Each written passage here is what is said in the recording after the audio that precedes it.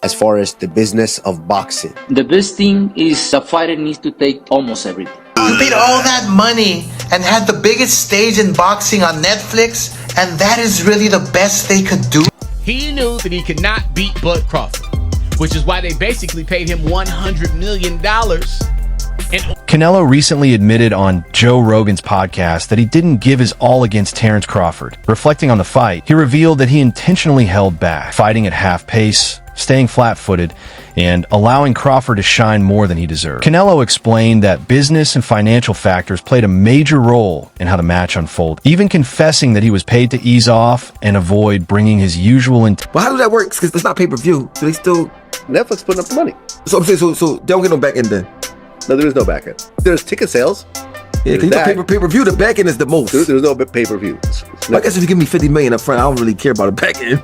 This admission validated what many in the boxing world had suspected right after the fight. Both experts and fans quickly pointed out that Canelo's performance seemed off. His trademark jab, one of the most reliable tools of his career, was rarely used. He never strung together combinations or applied his usual relentless pressure. Instead, he relied on single punches, remained flat-footed, and showed little urgency as the rounds slipped away. The punch stats told the same story, ranking among the lowest of his career. Initially, most believed it was simply age catching up to him, but Canelo's... He don't have the punching power, but he has the skills that's necessary.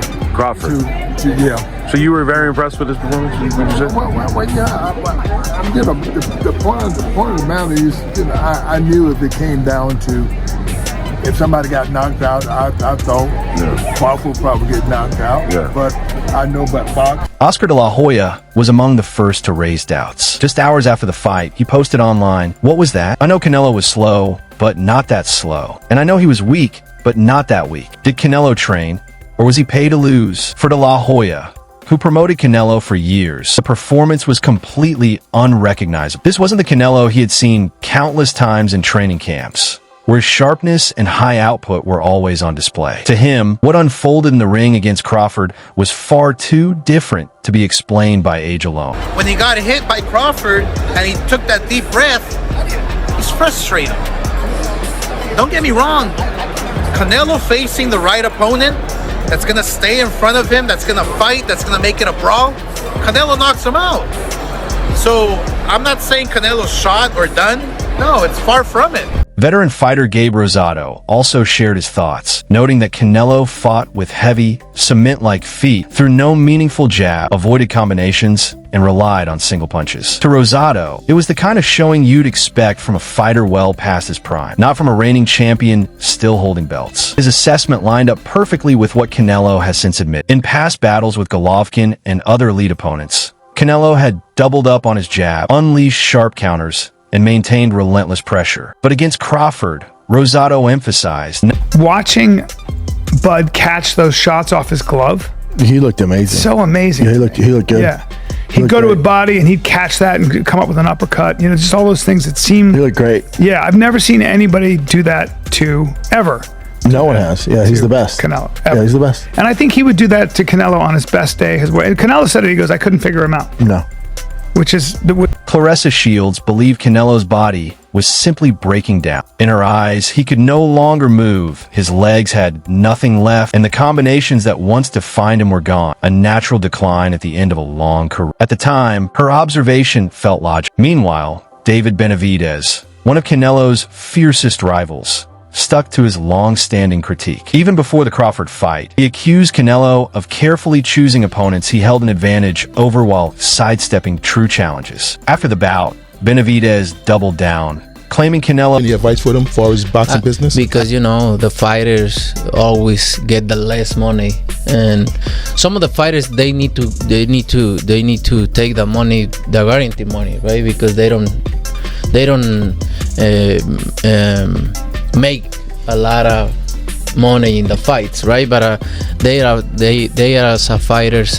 According to Benavidez and many others, Canelo's focus has shifted purely to big paydays. While some fans were shocked, Benavidez wasn't. He sees it as nothing new and even predicts Canelo will keep following that same path. Oscar de la Hoya, speaking to Fight Hype, offered a different perspective. For him, the issue was less about decline and more about styles. He dismissed the idea that Alvarez is finished, but admitted that his future now hinges on careful matchmaking. Don't get me wrong, de la Hoya explained. If Canelo faces the right opponent, the kind who stays in front of him, trades punches, and makes it a brawl, he knocks him out. So I'm not saying he's done. Far from it. But it all comes down to matchmaking, to who you put in front of him. And You see, Canelo is a strong fighter, and every punch he throws comes with power, right? That breaks down the body. Physically, his body is breaking down. Plus, he just had a kid. Canelo wants to go enjoy his life. He wants to keep his wits, keep his mind together, stay sharp, and go enjoy a little bit of that money that he just made. But he could not pass the torch to somebody that didn't respect the game. Canelo's at the top of the list.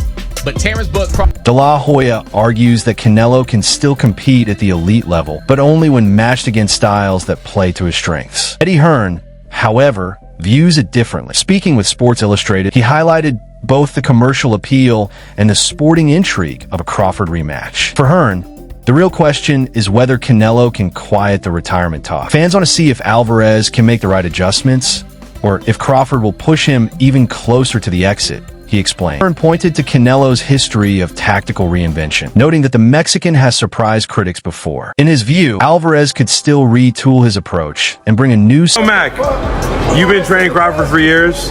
Is he retired or is he going to keep fighting? He just got to take a break. Is Terence Crawford retired or is he going to keep fighting? Oh, he's going to keep fighting. He's going to keep fighting? Yeah. You're the man. Be man. Hey, congratulations. Enjoy the win. Thank you. Thank you. In their first meeting, Canelo started strong, dictating the early rounds with sharp counters that kept Crawford on edge. But as the fight wore on, the momentum shifted. From rounds 9 through 12, Crawford took control, landing the cleaner punches and pushing Alvarez onto the back foot. For many observers, that late surge proved decisive. Hearn believes that with smarter adjustments in the championship rounds, the result could swing Canelo's way in a... We already know, we knew Crawford is a great fighter, and I did what I supposed to do, right? I tried for every way, and I trained really hard, and he deserved all the credit.